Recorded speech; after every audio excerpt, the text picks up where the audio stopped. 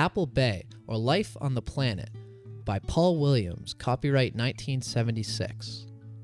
Paul Williams is the author of a much-praised book of New Age philosophy, Energi.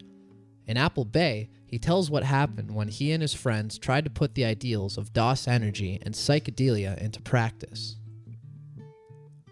The life in us is like the water in the river, and may rise this year higher than man has ever known it and flood the parched uplands. Even this may be the eventful year which may drown out all our muskrats. It was not always dry land where we dwell. Henry David Thoreau. Introduction. It's a story that needs to be told. The world we live in is so urban these days that there's a very special power in the idea of moving to the country. Since the 1960s, and still today, two ideals have dominated the minds and experiences of those who've tried the country road: communal living and self-sufficiency. In addition, there's a less obvious force operating in the hearts of many of us, which says, once the decision has been made to break from the city, that the ideal is to get as far from the city, from civilization, as possible. The further you go, geographically, emotionally, and in terms of lifestyle, according to this usually unspoken argument, the purer you are, the closer to godliness. And the ideal, in this case, the dominating romantic force feeding all of our activities, is to go all the way. It's hard to move to the country, to discover all that organic beauty after a life of automobiles and apartment buildings, without becoming a little bit of an evangelist. And the thing is, we tend to listen to our own evangelism. The most hardened cynics get religion, get idealistic, out in those forests and fields, and get into all sorts of delicious trouble as a result. This book is roughly divided into two parts.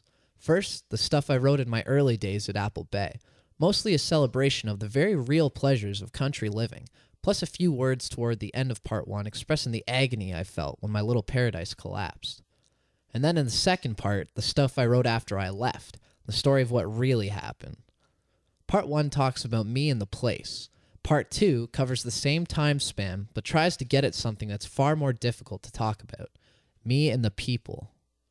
Make no mistake, living in the wilderness with all its deprivations and hard work is easy. It's living with people outside of those safe, unreal structures of city life that kills us every time. Apple Bay was and is a homestead settlement on a fair-sized bay in one corner of an inaccessible and otherwise uninhabited peninsula jetting out into the fords of Western Canada. It may as well have been an island. There was no way to get there except by water, short of a 10-day hike through 50 miles of uncharted woods, hills, and swamp. So we relied on our boats, a sailboat with a diesel engine and various rowboats. No ferry, no dock, no exit in stormy weather, which was common in wintertime. And, of course, no amenities, no electricity, no running water, no supermarket, wood stoves for heat, wood stoves for cooking, and by our preference, no radios and no power tools. We dug up our rocky garden in the spring with hand tools, mattocks, and hoes. We cut our endless stacks of firewood with hand saws. Our only use for petroleum derivatives was in our kerosene lamps. I wrote a book my first few months at Apple Bay called Energi. In it, I wrote down my observations of the way things work, ideas that seemed to belong not only to me, but to everyone I'd met in the past few years. Ideals that were in the air. If we all feel these things, they must be true, I reason. Today, as never before, there is a common ground of shared faith and awareness on which to build or rebuild our planetary community. In a funny way, this book, Apple Bay, is the sequel to Energi. Not another book of philosophy, but a book of experience. What happened, as best as I can tell it, when I and my friends tried to put the ideals of Energi in the late 1960s into practice. On the surface, you may say it's a discouraging story. Look what fools we made of ourselves. We weren't ready for paradise. How true. But I think the story needs to be told, not only because it shows how hard it can be, but also because it shows how beautiful and resilient we are. It points, I hope, to our strengths as well as our weaknesses, and as well as our need to recognize our own weaknesses, to see ourselves as others see us. This book is meant as a counterpoint to idealism. I am still an idealist. I still believe in the value of radical arrogance. But I also believe our lives are a balancing act. When our idealism starts to destroy us, as it always will, we need a good shot of enforced humility to bring ourselves back into line. I love Apple Bay, and I love the people I lived with there.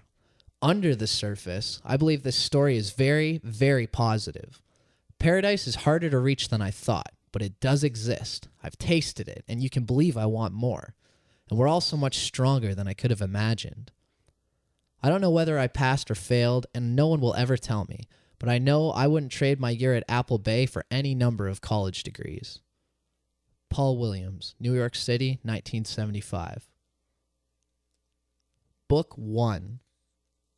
Chapter 1. I'm beginning to understand why I'm here. By here, I mean literally where I am, here in your mind at this moment. I am not the ink forming these words, nor the hand writing them. I am not the light that carries these words to your eye and brain from the page. I am not the mind thinking these thoughts, whose name you see on the spine of this book, nor am I the mind reading these thoughts, thinking them over and over. I am no cell, but the spark that leaps. I am the synapse that jumps between minds. I am the thought itself, not flesh, but energy. These thoughts are spoken through a haze of forgetfulness. I'm not always sure who I am. I seem to be a barefoot, long-haired boy writing on a pad of paper, sitting in mottled sunlight on the forest floor. I seem to be flesh and life and flesh, and whole and alone in the afternoon. I seem to be speaking to an unknown reader, and that is who I mean by you. And I seem to be here. I'm beginning to understand why. I am lonely. There's no one to talk to. I live in a cabin a little over that way, with another person and a dog. The dog is Strider, the person Carol Ann. We are far from any city or even a town. I was sitting in the sun a few moments ago, finishing my breakfast fish and reading a book called So Human an Animal. I read Carol Ann a thought that struck me, something about birdsong and evolution. And anyway, I began to understand why I'm here on this page, here in your mind, why I write. I write to ease my loneliness. I waited a long time before starting this book. Long for me, though it's been less than 6 months by the clock outside.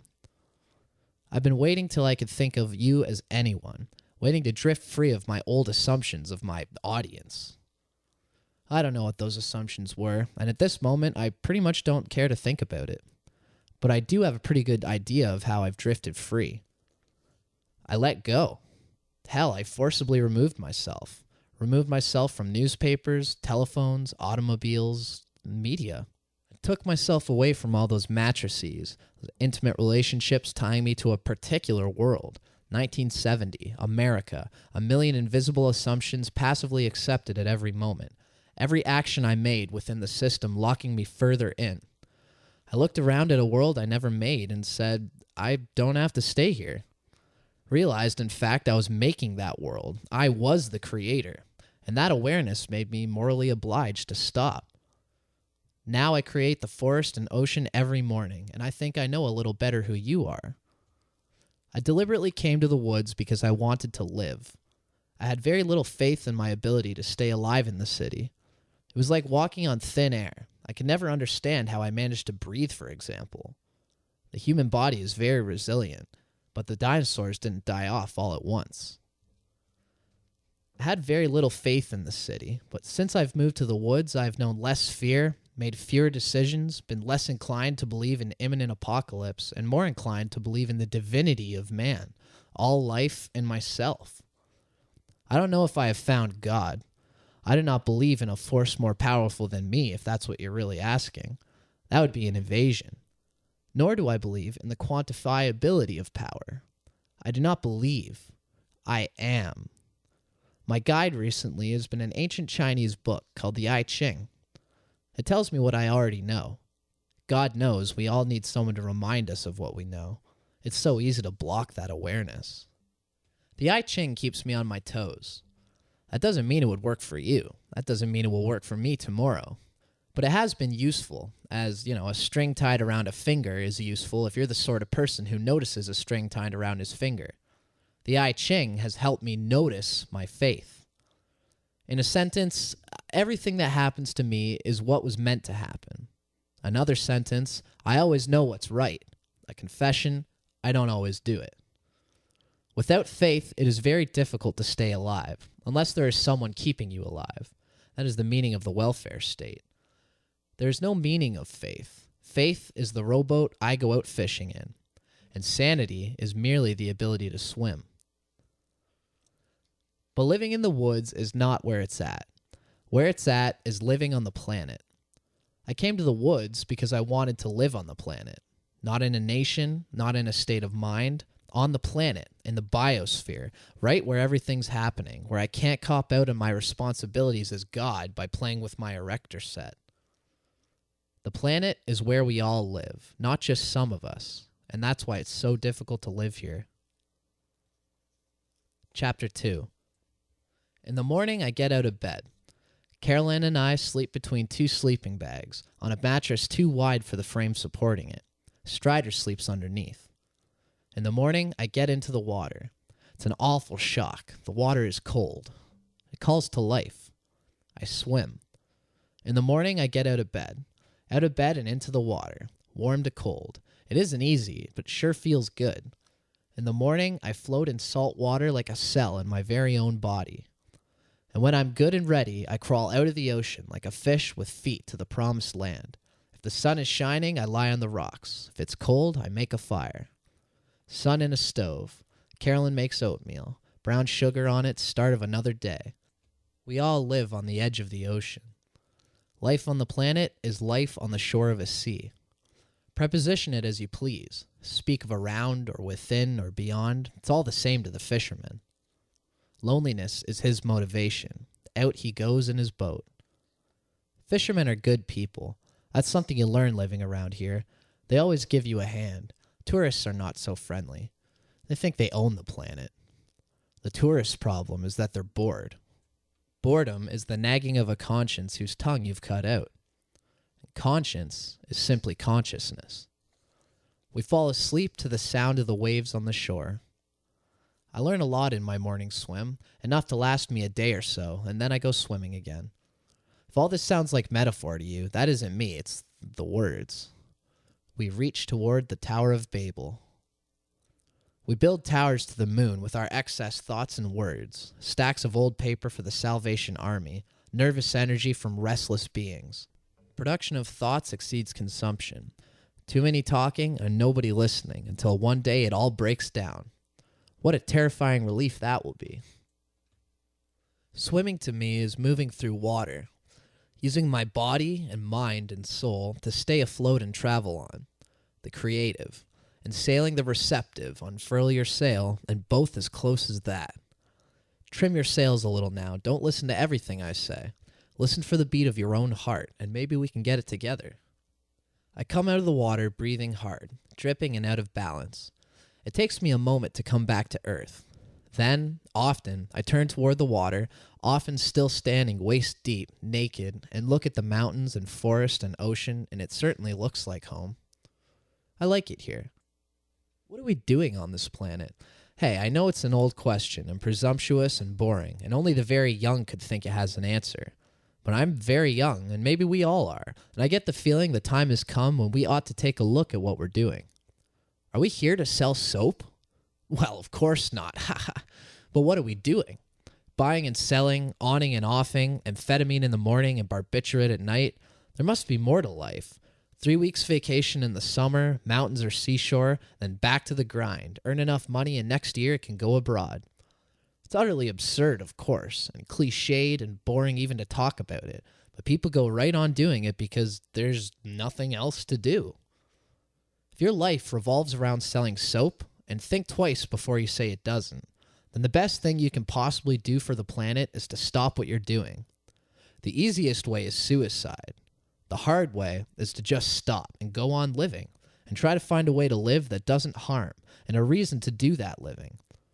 I don't believe there's a person on earth who fully knows who he is, and I do believe that situation is going to change soon.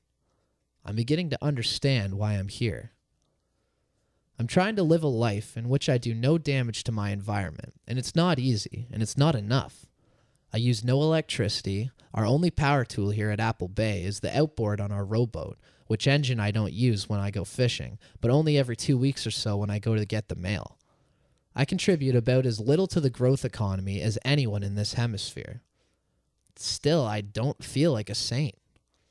I don't cut down trees, though I would if I had to, thinning carefully and using an axe and a handsaw. But even by sawing up windfall for my firewood, I deprive the forest of the little soil those logs would eventually become. And what do I give in return? We take starfish and seaweed from the ocean to put in our garden, and I suppose you get a pretty comic picture of me waking up at night to worry about these things. But I do worry. I just wonder, where do we fit in? I know we do. Just like every other creature on this planet, we have a place. We fit in somehow. The energy we take is converted to energy given. But unlike other creatures on this planet, we are conscious, or think we are, of our existence. And that tempts me to think it may require a conscious effort for us to fulfill our part of the bargain. Which is arrogant, suggesting that God needs our help to make it happen. Unless you remember that we are God, there is no other entity that cares about us or, presumably, life on this planet. We have an awesome responsibility. We have to find out what we're doing here. One thing I know, if we can't solve the problem here on Earth, we're never going to get to the stars. That's something man hasn't always known. It's something I didn't know 10 years ago. When I was young, I read a lot of science fiction. Still do, still am. Most of the stories took it for granted that we were going out into space. So, like any good American boy, I grew up with the myth of the frontier. The frontier. Remember the new frontier? I believe it turned out to be Southeast Asia. We're not going to escape into space, though. That's the American way. Use up one farm and burn another out of virgin forest. Don't worry about the garbage, we'll leave it on the moon. We already are in space, swinging around the sun at 1,000 miles an hour if you want to look at it through Copernicus's eyes. And we're not going to Alpha Centauri until we learn how to live in spaceships. And the spaceship we're on comes first. The space program achieved its purpose, the discovery of planet Earth. There it was when they looked back over their shoulders, the whole damn thing hanging in mid-sky, as though it had been there all along. And at that moment, and a number of other recent revealing moments, people began to realize that we're in this thing together. That frontier you're standing on is my backyard. Who is that turn-of-the-century economist who envisioned imperialism as a search for a place to dump the excess productivity, the garbage? Well, it's all come true, and we've reached the moment of ultimate garbage crisis. Soap suds coming out of the water faucets. One world, the frontier bubble, the growth economy, has burst. But if you can't expand outward, where are you going to expand? That isn't the question. What are you going to expand? Consciousness. That's almost the answer. But it might just be another tautology. It's not enough to be aware of the crisis. You have to be aware of who you are. And that means staring God straight in the eye, brother, and that is the ultimate terror. Wouldn't it be easier to just get another planet and start the whole thing over?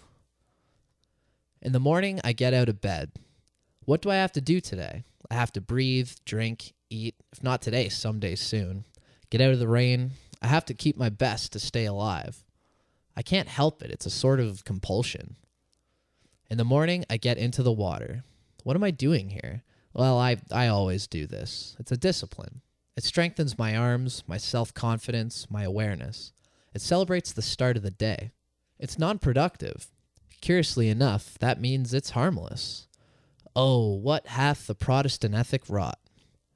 People on this planet seem to feel that they have to do something to make the day worthwhile. What sort of things do they feel they have to do? Make money? Produce food? Take care of the children? Produce some work of art? Reach an awareness? Ball somebody? Fuck, what a list. We're going to have to think carefully to sort this one out. First, let's consider survival. It seems to be deeply rooted in us. We probably can't get rid of it. Not easily. Seems like a good base to start from. What are we doing here? Staying alive. Okay, food. Well, food's survival, but let's be cautious here. How much do we really have to eat to stay alive? How great a variety of foods? How much of our food production efforts are for luxury? I mean, I know we don't need Coca-Cola. We'll come back to this one. Then there's money. How much do you need to stay alive? Oh, no, you can't just ask it like that. There's socio-economic, political... Wait a minute.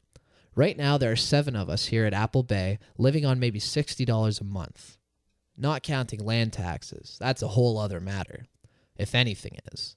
But the welfare state on the one hand, and the immorality of participating in the economy on another hand, and the imminent collapse of the system on some further hand, makes the whole money question pretty iffy and so whatty. I do know people who are living without money, and others who are awfully damn close, and more all the time. It can be done. Then there's responsibility, real and imagined, commitment and duty, intuitive and culture imposed. How much taking care of do the kiddies need, etc., etc. Most of us use responsibility as a cop-out. The need to produce art. A girl told me today, a visitor passing through, everything seems much more beautiful to me before I touch it. I guess that's why she didn't touch me. She was talking about a piece of wood she found, the loveliest piece of wood she'd ever seen, until she carved it. So we both agreed that we weren't sure where our art was at.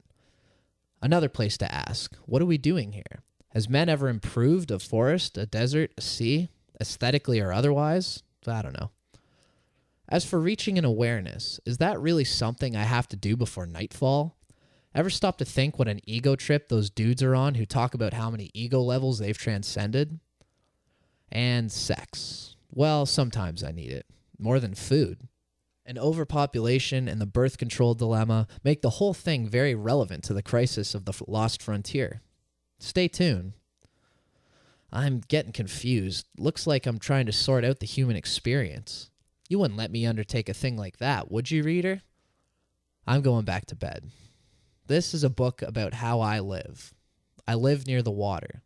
Life on the planet is life on the shore of a sea. Chapter 3. One of the first things I did when I came here was dig a well. It wasn't hard. Stan showed me a hole that the folks that had lived in this cabin before us had gotten water from in the winter. I dug and hit water and rotted wood almost immediately. I dug down another 4 feet, cleared away the debris, and bailed out all the dirty water. The next day we had a well. Groundwater is a miracle. The well isn't far from our cabin, a quick walk downhill over soft logs, rocks, and forest soil. On the way you pass the outhouse, the whole of which is covered with black plastic held down by a stick when not in use. There's a can of ashes from the stove to use as a disinfectant in there. Every few months I transfer the shit to the compost pile in the garden. It's nice to go down to the well. Wells are magic, there's no doubt about it. We're lucky to live in a water-rich climate, though I've often had to dig the well deeper. The summers are dry. But deserts are good too. They make you water conscious. You learn to value every drop. Our cabin is beautiful. One room, built of fir poles and cedar shakes, and lined inside with cedar bark. The finest room I've ever lived in. I used to think I needed a lot of space. I tend towards claustrophobia. This is the only room I've lived in that's been large enough for me, and I've lived in many larger. Over there in that corner is the stove. Cooks our food and keeps us warm. Next to it is the front window, real glass. I brought the panes for $0.10 apiece. Old greenhouse stuff. The combined window makes the place look like a spaceship. The side of the house is mostly bed, storage and strider underneath.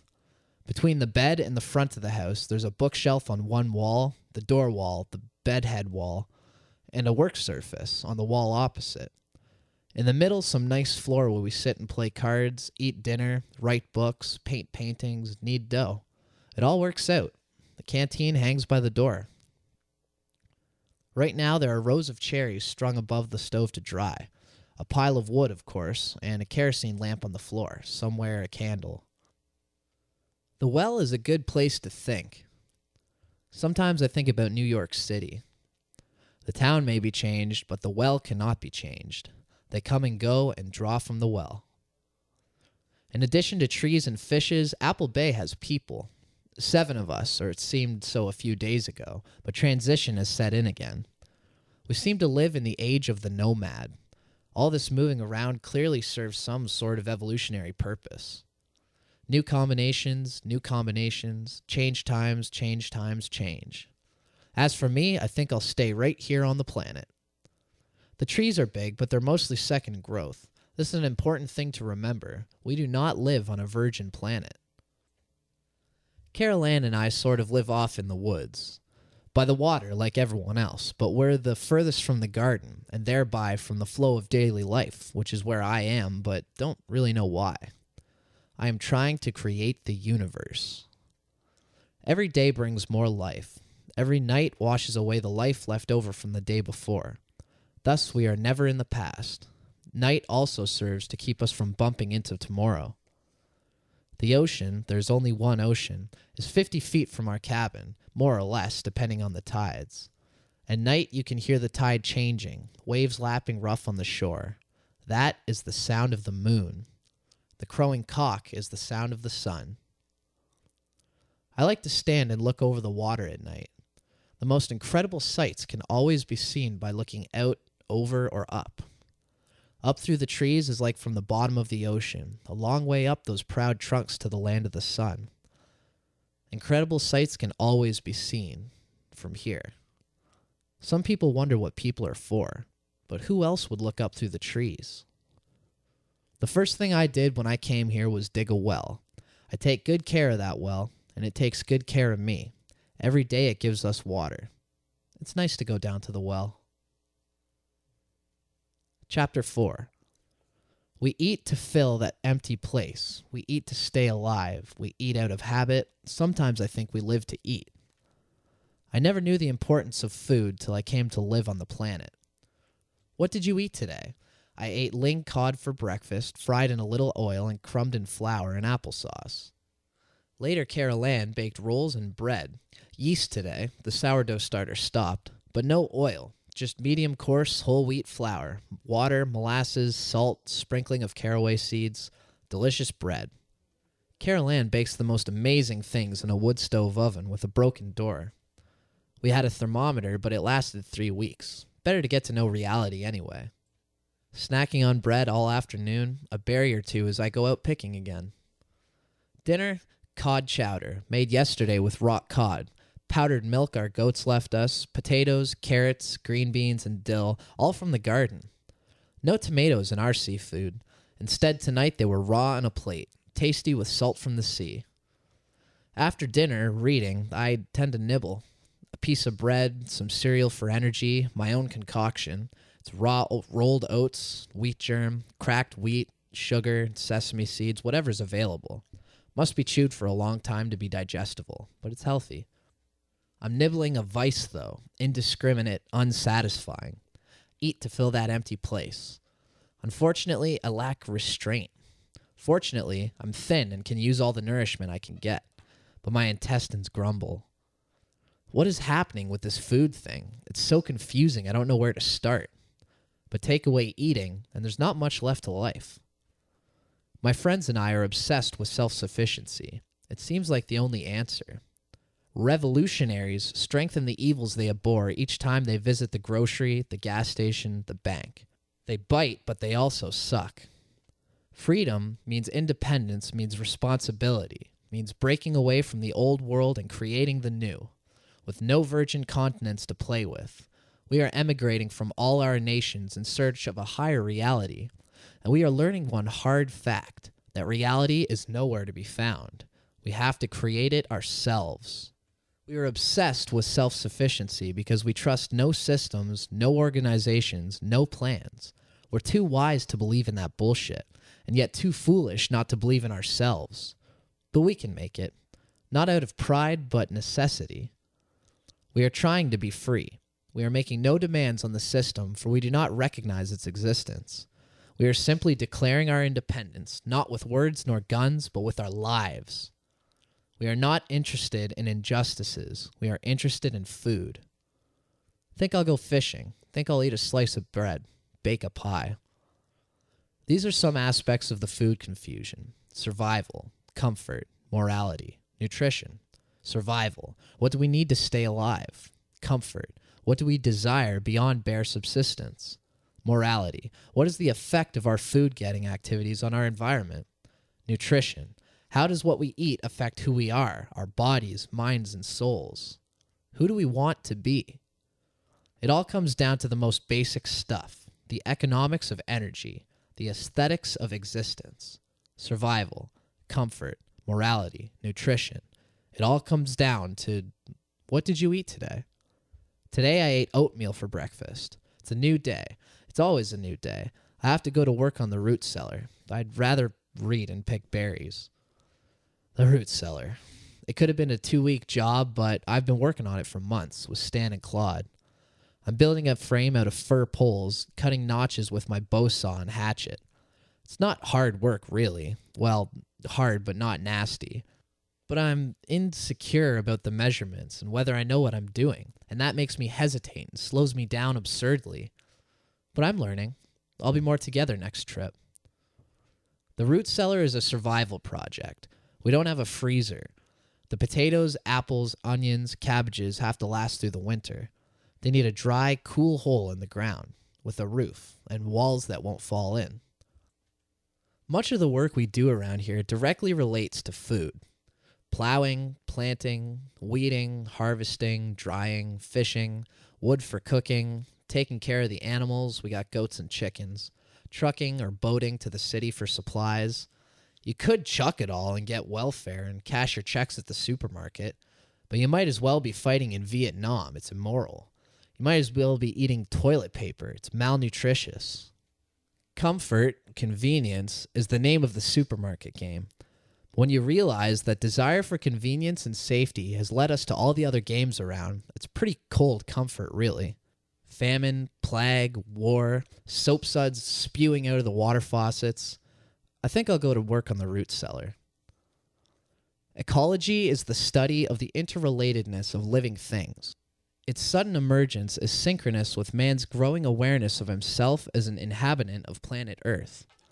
We are fumbling toward the realization that man is not a category of life, nor a product of life, but a part of life, as the heart or the brain is a part of man. We have yet to reach full awareness of this fact. Life is an unbreakable chain of being, a unity of ultimately complementary relationships, maybe something we can talk about, think about, claim to be aware of, but is not yet an unassailable assumption visible in all our thoughts and actions and built into our very perceptions of the physical universe. That stage is coming sooner than we think, and it'll be the greatest change in human nature in many a century, but it won't be the whole of that change. We are not yet able to see ourselves in context. I grew up believing in garbage. The key to the nature of non-ecological man is that he thinks it is possible to throw things away. That is the assumption that underlies our collapsing civilization. Soon it will be suggested that we shoot our garbage into outer space. The barber shaves every man in town who does not shave himself. What an absurd thing to do with our natural resources. Who shaves the barber? How does man fit into the flow of life on Earth? Who does he eat? Who eats him? One solution to the food problem is to try to eat only the products of your immediate environment. This has several advantages. It puts an end to packaging and distribution. It destroys the old economy, which is based on mass production and distribution. Thus is man freed from an economy, culture, and state grown oppressive. You can't very well survive within a system that doesn't function. What's it like when the mailman strike and your pension check doesn't arrive? What happens in a modern city when food deliveries from the outside stop? Eating food where it lives has incredible nutritional advantages. Supermarket food is mass-produced to look good and bred to survive the time span of distribution and marketing. And of course, pumped full of insecticides for efficiency and preservatives for convenience, and God knows what other poisonous bad karmas they throw in there. For dinner this evening, Carol Ann and I had corn from the garden. It is said, and feels true, that corn loses 90% of its goodness, its nutritive value, an hour after being picked. We didn't wait an hour. And food in its natural environment gets you so high. Another advantage, you can see what's happening. Food consumed in its habitat allows increasing consciousness of ecological relationships. There's much to be said for keeping to one's own ecosystem. Consciousness, quite properly, flows across the face of the planet. Ultimately, the planetary food cycle is all interconnected too. We are not yet high enough to eat food from one side of the planet and shit it out on the other side and be fully conscious of how it all affects the total pattern. We must start from here and begin to understand and work outward. 3 of our goats ran away, leaving us 1 adult, a poor milker, and a number of kids who won't be ready to be milked for another year yet. We're still getting 6 quarts of milk a day. Now we seldom get 1. What to do? We could get some more goats. We could always get a cow. But a milking cow would cost many times what a milking goat costs, so dreams of a cow seem unrealistic. But I know if we needed a cow, we'd get one. Things work that way. Money has nothing to do with it. Do we need a cow, though? Stan says a cow doesn't eat any more than 4 goats. Certainly she gives more milk, and we could feed her adequately with the grass in the back pasture. But I don't really know. I know nothing at all about cows except this. They're not natural here. They couldn't survive without man. Neither could Strider, well, probably not, but somehow it's not the same thing. I think of the herds of alien cattle and sheep that destroyed the prairies for man's consumption and wonder what business have we here cutting down the forest that belongs here and is healthy here, only to introduce alien environments and creatures that would only exist to supply man with milk. There's no place for a cow in the ecology of a forest or ocean shore. A cow here is just a biological machine, a servant of man rather than a servant and goddess of life. And I darkly suspect we would end up working harder to support a cow, which is precisely the life pattern I'm trying to avoid. Slavery to unreal, conditioned needs, quote unquote. Goats, you see, are essentially native to this environment. As long as there aren't too many of them, they can get along in it very well, without the help of man. And the cougars will see to it that there aren't too many goats. The way nature has things worked out, any animal that can survive in an environment contributes to that environment and becomes a part of it. We don't understand the ecology of man, his place in nature, and we will never understand it if we don't get out of the laboratory. You can't become aware by studying or reading or thinking or even doing. You become aware by living, by opening yourself to the energy around you and in you, receiving and creating, responding and growing. There's more to life than the laboratory. There's more to man than his mind. Presumably, there's no single food, just components of food, we need to survive. The Indians who've lived here for the last 10,000 years lived, until the Europeans came, on fish and game and berries. Nothing was cultivated except for the occasional exception of tobacco. No animals were kept for eggs or meat or milk. No doubt wild honey was enjoyed when encountered. Here at Apple Bay, we've started keeping bees. It's a great temptation to simply try to live like the Indians. Unfortunately, it's not entirely possible. Much of the virgin abundance that was here before us is gone. And in fact, it may not be right. It may not be our destiny. We are here to transcend the past and the present. We are striving to create a world that has never existed before. We have to. We have no choice. There are 8 of us here at Apple Bay at our latest guess. There are more who would like to live here. Now and then someone passes through and wonders, not always asking, if he's welcome to stay for a while, a lifetime or 2. We wonder too. We each arrived as strangers. Now we are natives, expected to pass judgment on the new arrivals. It puts us through changes. As many changes as there are people here and interactions between us. Food is the key, at the moment anyway. There's space enough, even an unoccupied cabin or 2, and wood enough for further cabins without harming the forest. But is there enough food? Can there ever be? Man's farmlands support less life and are far less stable, we leave deserts in our wake, and are far poorer spiritually than the forests we destroyed. If it is possible, the poorness of the soil and the summertime water supply are limiting factors, to clear more land for food here at Apple Bay. Is it desirable? This close to the abyss, shall we devote our lives to taking the last few steps?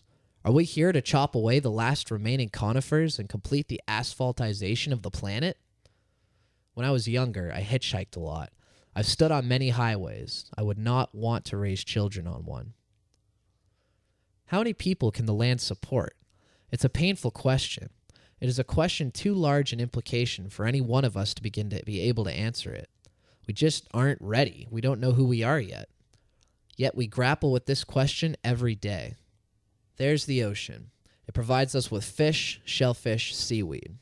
There's the garden. How much food can this acre of land provide, given we work as hard and as well as we're able? We don't know. Each year here is so different, it's hard to draw any conclusions. We're all beginners. We do know we dare not take anything for granted. Sometimes we forget. How many people does the land want to support? Is the decision really even up to us? Awareness forces a lot of hard questions. If you'd rather retreat into Eastern mysticism or Western rationalism, maybe you'd better get off this bus right now, because we're going a lot further than that. Food. Who are we? What are we doing here? Chapter 5. Carol Ann doesn't like the way I ended the last chapter. Who are we? What are we doing here? Suddenly it sounds like the same old stuff. Boring. Reminds her of college. Well, the words are the same. Would that I had the genius to create a new language. This old one is gasping and wheezing and choking and may not be able to carry us much further. How I wish I could get out and walk. Still, I dare not. The words are the same, but the context is different. I may not be able to create a new language, but I can build a new world. Who are we? I ask out of need. I'm no longer able to accept old assumptions. The ground is gone from beneath my feet.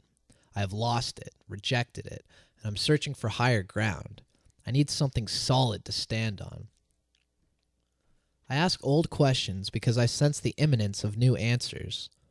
I'm not a philosopher, nor a college professor. I do not seek knowledge for its own sake. For my sake, for God's sake, I seek to stay alive.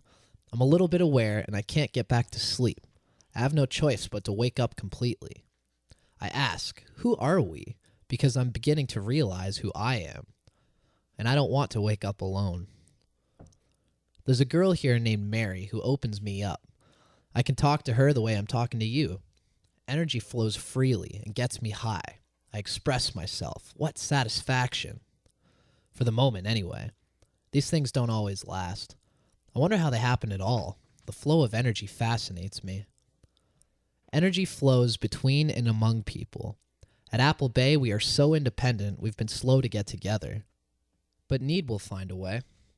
And only he who can stand alone can fully open himself to another. A lover is one who draws forth yourself. We are learning to be alone, but I trust we are learning to be together. When we are all lovers, we will be as gods. I have spent much time alone since I came to the planet. Being alone gives me time to think. But it's not really thinking most of the time. There's seldom much sequence. Thoughts just wander and settle down. It gives me a chance to get to know me. I know me a little bit better each day.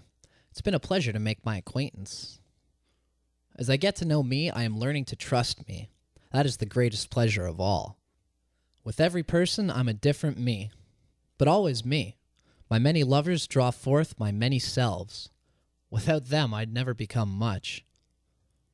Growth is survival, and we cannot grow unless we grow together.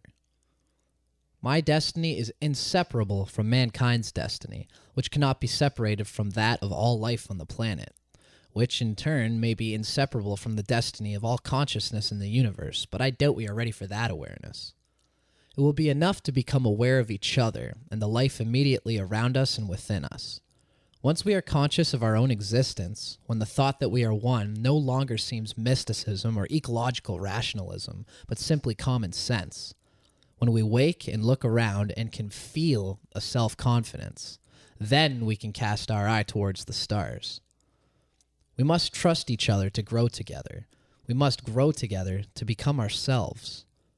I'm in love with my family and friends. These people are setting me free. I'm writing. I'm struggling as always to express myself.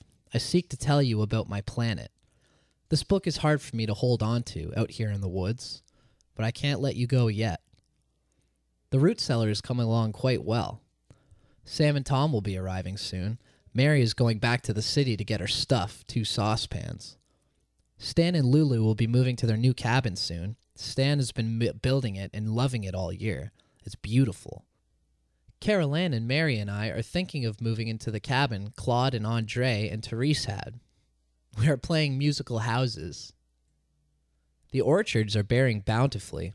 We must build boxes to hold the apples. We are going to turn the unfinished cabin by the water into a communal kitchen. First, we must thresh the rye that's drying there. We're going to fence the back pasture. We have many projects. It's a good sign. Energy mounts, changes. It's the beginning of autumn. I don't want to wake up alone. You'd think I get used to entering the water, but every morning is a fresh challenge. Every day I must overcome a new hesitation. I fear the shock of the cold. So far I haven't missed a morning, but I dare not take tomorrow for granted. Each morning's dive is a gain in self-confidence. Each morning's hesitation, a gain in humility. It's nice how it fits together. I've got a lot of gaining to do. There's little danger of boredom. Time now to bring this thing back to the planet. You do it, okay? I'm tired tonight. We must trust each other. To live together, we must all join hearts.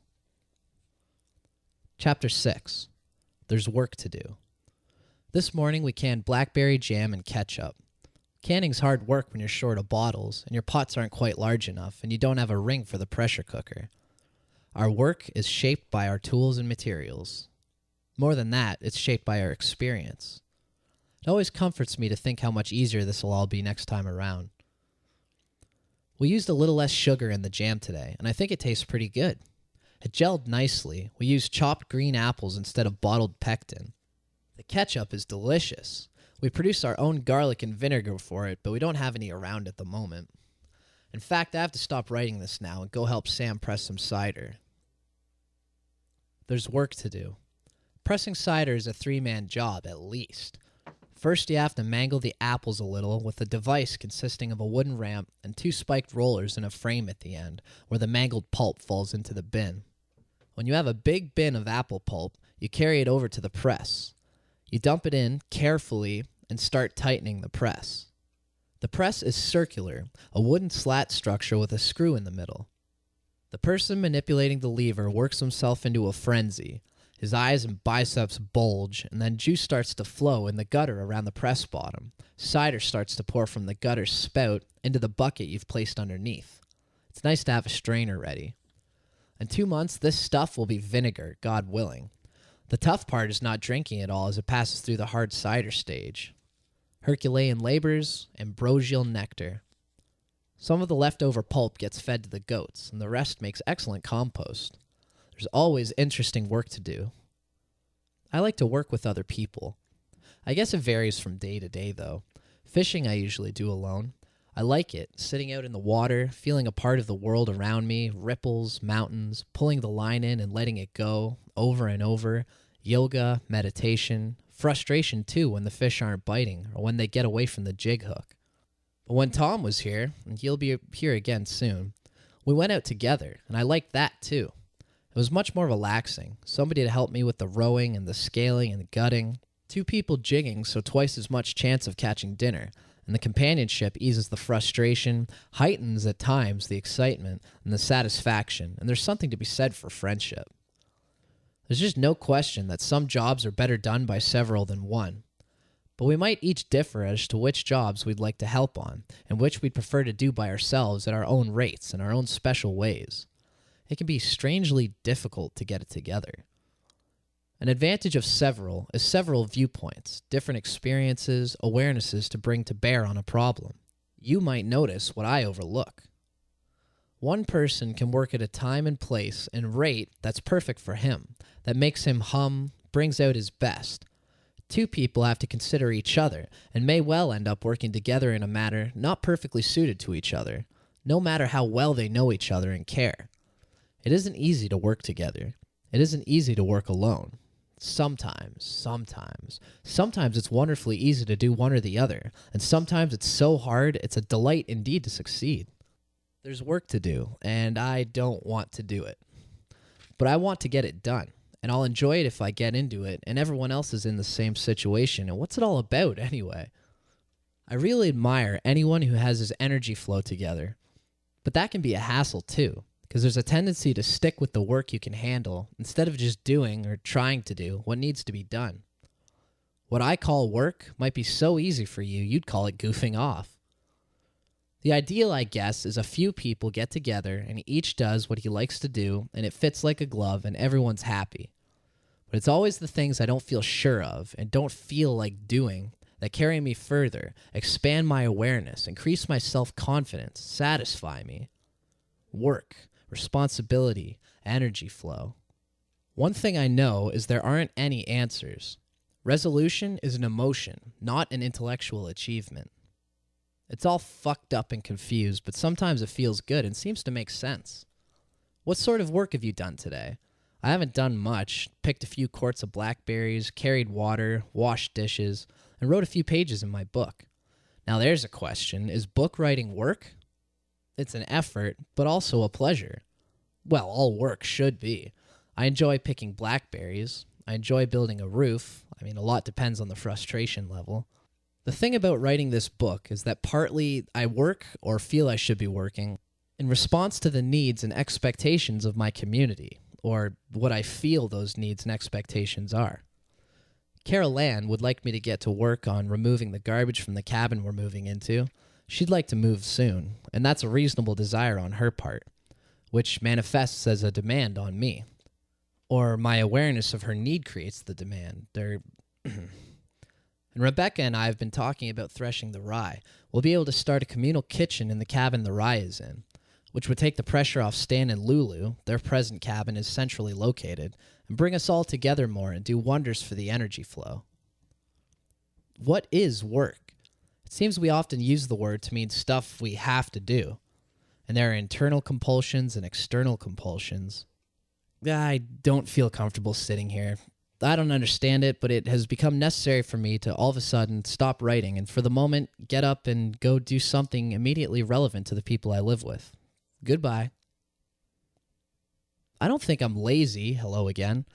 At times I work incredibly hard, but I know at the moment I'm not satisfied with my energy flow. It isn't optimal. I'm not getting done a lot of the stuff I want to do. I don't feel I'm contributing adequately to my community. Nobody's putting this trip on me. I'm putting it on myself. I lack self-discipline. I really wish I had some. But it seems to me I've had self-discipline at various times in my life, and I think it tends to stifle awareness. Duty takes over. I become a horse with blinders on, eyes straight ahead, ears blocked and deafened to intuition. God knows I'd rather be awake than productive. What is this guilt I feel? Well, the work does need to be done. Then do it. I guess that's the answer.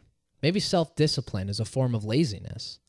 What I really have to do is learn the patience to struggle anew at every moment, to pay attention to my hesitation, which at times turns out to be intuitive wisdom, yet never hesitate to plunge into the unknown, to enter the realm of my uncertainty and do the best I can. Life on the planet is a constant challenge. If it wasn't, it would hardly be life at all. Yes, now I remember. Repetition deadens awareness. Beware self-discipline. Far better to be born again helpless each morning, forced to create a whole new world, than to look in the closet and find an identity and slip it on by reflex and never quite wake up. Awareness is painful, and I'm not enjoying the transition I'm presently going through, learning a new way of life. But awareness is joyous, and I am enjoying this transition in truth far more than I ever could have enjoyed clinging to the way that was no longer right for me. I deliberately came to the woods because I wanted to live. It's frustrating, yet incredibly satisfying. I'm where I belong. I am working hard.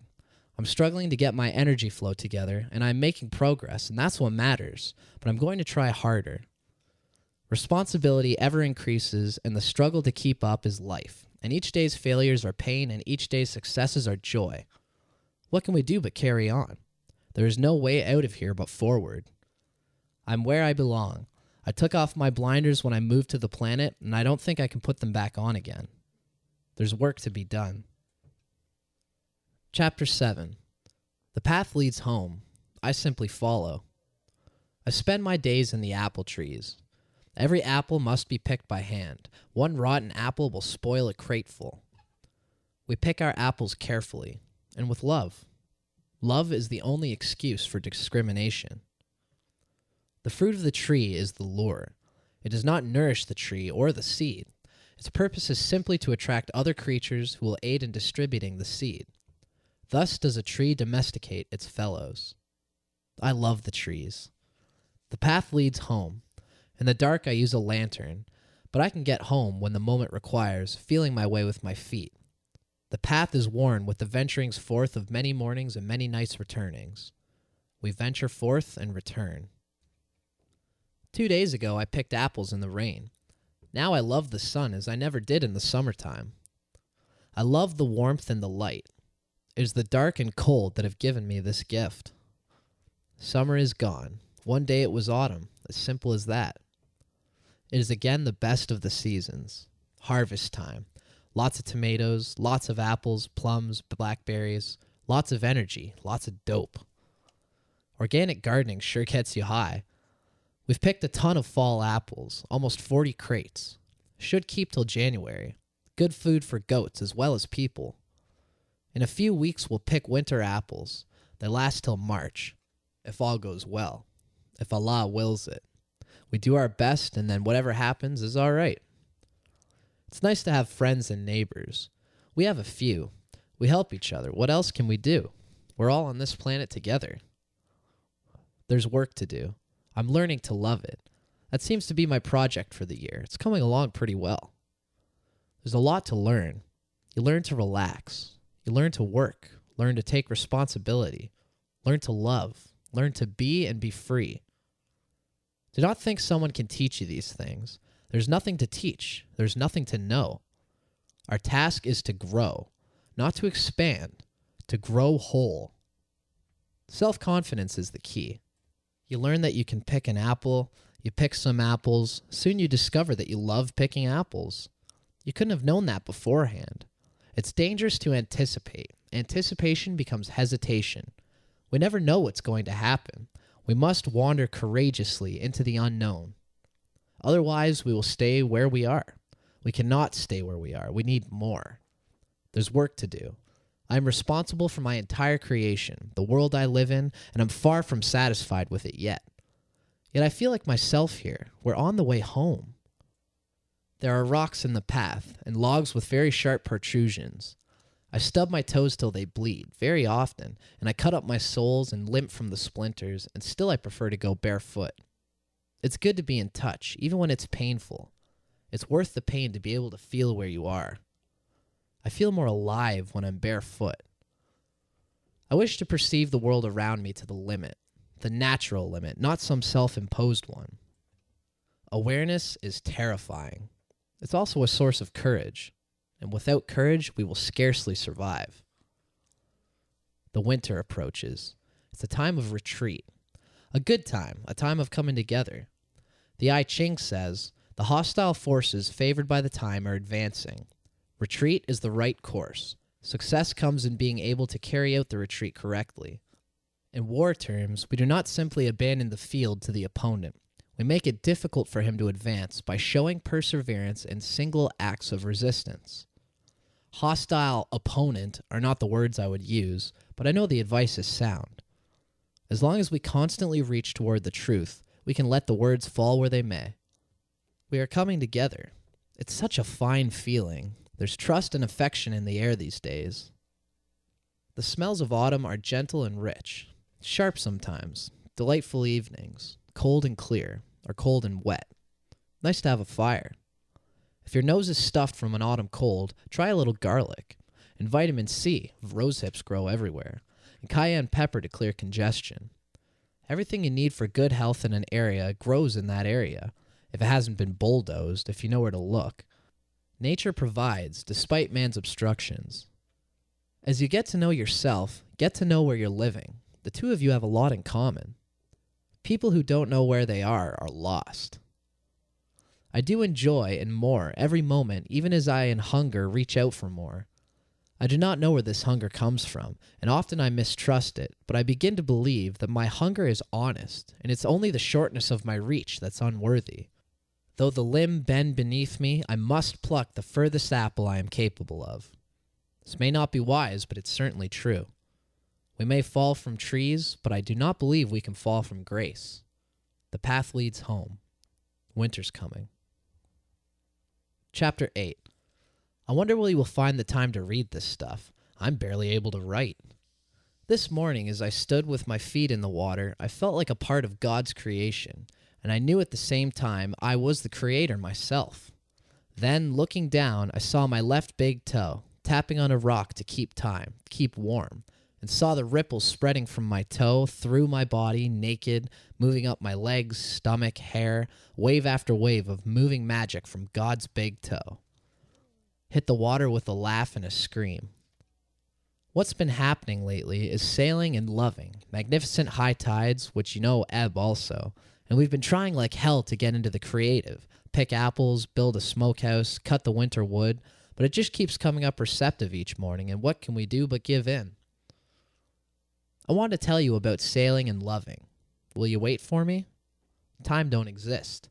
There's plenty of time. We have the rest of our lives free, says Alan, and I say it too because I'm part Alan. I'm part everyone. Aren't we all? The rest of our lives free. To do what we want in. It's true, and equally true if we're imprisoned, condemned to our destinies, doomed to the inevitable. But to be in prison is not to be unfree. I can do what I want. I am my jailer. I am God. My life is the way. The way is the world, and the world is my creation. Waves lap at my feet, and I dive in the water. The ocean and I respect each other. I am the truth in these words. Life in the planet is what we have in common. Defines our community. We live together. Let's not be strangers. May I share your bed? Life is so fine these days, rich and flowing. Harvest, Indian summer. People are a lot of what makes it fine. Food is there too. Something in the air. We really are coming together. It isn't easy, but it's effortless. I want to tell you about our adventures. Sailing. Alan and Rebecca and Stan and Lulu and I capsizing. Carl and Judy and Carol Ann and I running aground at night, intersecting the messenger, hitting the reef, waiting for the wind to rise. I want to tell you about our adventures, loving. Me and Judy and Carl and Judy and me and Carol Ann and Judy and me and Carl and Carol Ann and me and Carol Ann and Judy and Carl. Go to bed at night too wasted from dinner and grass or hard cider to move and get up in the morning lazy and loving. We need a bed that will hold our whole family. We're nearer home every day. Autumn at Apple Bay. Hank's teepee is up in the orchard. Dennis's boat is sunk in the bay. The moon is full. We are bathed in strange light. We are fools. We are divine. Strider's off chasing bears. We're improving our music. The communal kitchen, the galley, is flourishing. Incredible meals in this corner. We build our world around us, and we eat as we go. We eat all the time. Our music is played on recorders, guitars, auto harp, flutes, and drums. Our musics are breathing, are working, are eating. We practice continuously. We sing. We tune to each other. When our music is good, we are all together. All of us here on the planet. The full moon laughs. Chapter 9. And when the mist rises. Some words about birth and death. Is birth a joy and death a pain, or aren't they both a little of each? As we are engaged in destroying dichotomies, good guys, bad guys, right and wrong, we should maybe get ready for the realization that pain and joy are more than opposites. They are one and the same, like it or not, indistinguishable surges of blinding awareness. Now, the ecological consequences of polite silence are visible now. We have laid waste to the planet. So we argue the merits of birth control. What else can we do? What else can we do but think and argue and go on having children and making every effort to avoid our own deaths? What else can we do but live? Two things I know, that faith is the answer and that we will not get to the answer by thinking. Faith. I believe, we're here for a reason. I mean, we fit in. True, we don't seem to, but everything else, trees, insects, microbes, fits in so perfectly. Every cell in each body seems so clearly to be an inseparable part of the whole that I cannot believe the genius responsible for everything around us just tossed us in to fuck up the works. Unless he wanted to fuck up the works, and since he is me, maybe the question is not what am I doing here, but what am I doing? Whatever it is, it's all perfect. I do believe it, and I accept responsibility for it. I have to. It's my creation, whatever it is. But what do I do about the stuff I don't like? I don't like chainsaws, so I stopped using chainsaws and impressed my dislike of them rather firmly on those around me. And by damn, for the moment anyhow, chainsaws have vanished from my life. I don't like airplanes. Like chainsaws, they're noisy. They tear at my soul, they drive me crazy, destroy my tranquility. All day and all night, I've stopped using airplanes, but still they come. Get out of my sky. What to do? Well, I guess what to do is spread the word. Make friends with everyone. Make it hard for my friends to use airplanes, and voila. Consciousness is revolution. Is it that simple? Oh, yes. But that isn't simple. No. Awareness is a weapon far harder to wield than a gun, and infinitely more effective. Time to roll up our sleeves and make some changes around here. And I do mean here, not over there. We have to focus our energies on ourselves, on our community, on Apple Bay, on Earth. Bringing it all back home. I do believe that when it's perfect here, it'll be perfect everywhere. Because nature abhors a vacuum, if you follow my reasoning. If we solve all our problems and word gets out, our population will expand indefinitely till everyone's here, which it sometimes seems has happened already, over and over. Maybe we've been here all along. Yeah, it all has to do with overpopulation, which is a word, a fear, a thought, an explosion. The overpopulation explosion, an idea run rampant, a terror, a plague. Plagues are useful in checking imbalances. Who's to say an imbalance exists? Well, that's what the word overpopulation kind of implies. And a few of us, looking around at the garbage that man has stashed on the earth, in the air and in the water of this planet, few of us can resist the thought that a drastic reduction in human population might be just the thing for what ails this magnificent organism. There are 14 of us here at Apple Bay now. We may be overpopulated at this point. And when the mist rises... A recent conceit of man and womankind is the notion that birth can be controlled. Who's in charge here? I've been through all the numbers, rubbers, pills, abortion. I hardly dare imagine or open my awareness to what the ladies go through in this day and age. Primitive times indeed. Anyway, thanks to the grace of God, I seem to be having children now. That is, they're happening around me. We'll leave it to future genetic detectives to determine whose is which. And of course I'm delighted. It's a pain and a joy, and what more could you ask out of life, really? Kids are truly the most wonderful, hopeful, terrifying form of life on this planet, and I thank the stars for the moments when I am one. And as every child I see is wiser, stronger, more energetic than his parents, I believe the best thing any of us can do for the planet we love is to just give these kids plenty of room. And when the mist rises, it all becomes clear. This morning I ate a handful of mushrooms, tiny brown ones that look like umbrellas. I also eat the red ones with psychedelic spots, which are said to be deadly. Amanita muscaria. One large one neither killed me nor got me high. Perhaps two will have the desired effect. Anyways, I ate some psilocybin and made love to Carol Ann. Quote, discoveries of great moments in mathematics and other disciplines, once they are discovered, are seen to be extremely simple and obvious, and make everybody, including their discoverer, appear foolish for not having discovered them before. That's from G. Spencer Brown, The Laws of Form. Lying on my back, Carol Ann wild on my tongue, it all became clear to me. Oral lovemaking is as satisfying as genital lovemaking. Why? It all fits together. Why are we built this way? Vision of a possible family of the future. 2 kinds of males, potent and sterile. 2 kinds of sex, oral genital and genital genital, and anything else we can think of, I'm sure. A woman who wants a child, maybe it's her turn in some complex but perfect social structure, makes genital love to a stud of her choice, or any number of the same, but only when she is trying to conceive. Otherwise, she fucks only with her tongue, mouth, and hands to anyone she wants, fertile or sterile, man, woman, whatever.